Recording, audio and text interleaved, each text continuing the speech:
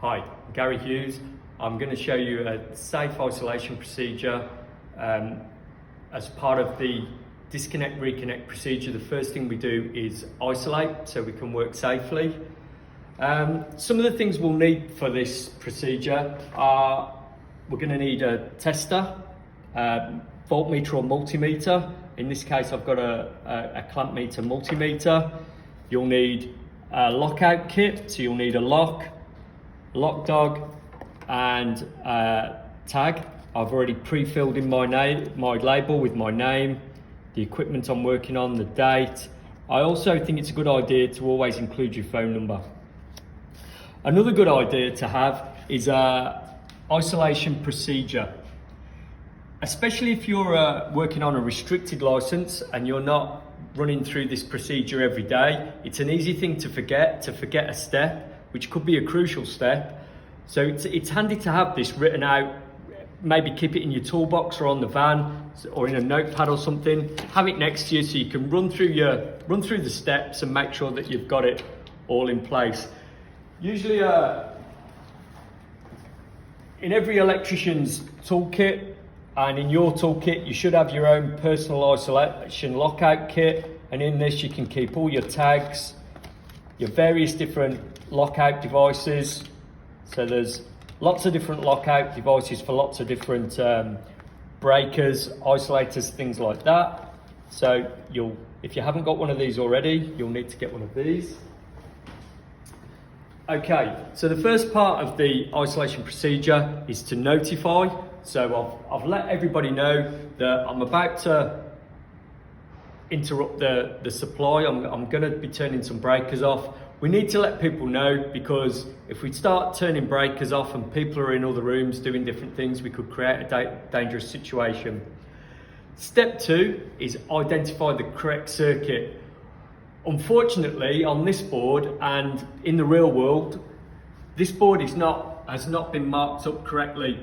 What we have here, it says, well, it does say protected light, protected power, RCD, unknown circuit, and this one seems to be unknown as well. As well as the fact that it's only partly marked up, we sometimes can't trust these markings. Circuits get altered and the marking doesn't get updated. So it's a good idea that to correctly identify the circuit, it's a good idea to test it straight away as well. So I turn my voltmeter on. In this case, we're going to be using DC, so I'm going to set my meter for DC voltage. I'll test it on a known supply, and we can see that 20 volts, which is my expected reading from my supply. In the real world, you'd be expecting if you were to try it in a socket outlet, you'd be expecting 230 volts AC.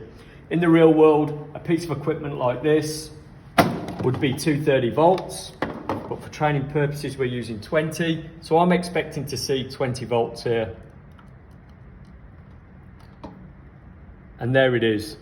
So we're currently live. So if I come back to I'm not going to lock off at the isolator. This isolator is in an unsafe condition. Anybody could put their fingers in there, so we're not going to lock off at the isolator.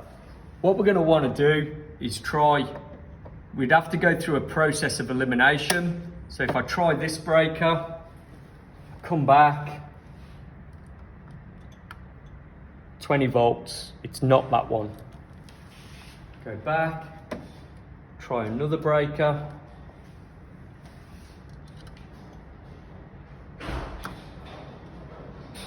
$20 volts. Okay. Try the next circuit.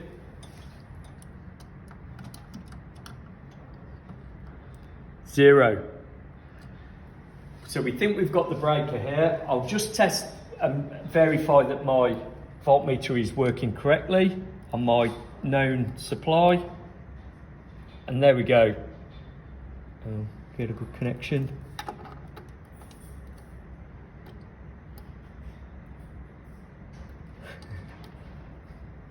$20 volts.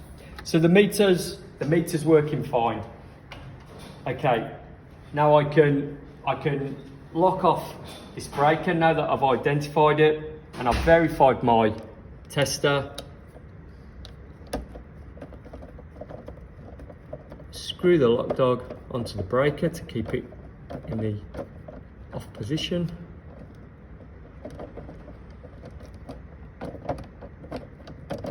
And now that's not the best.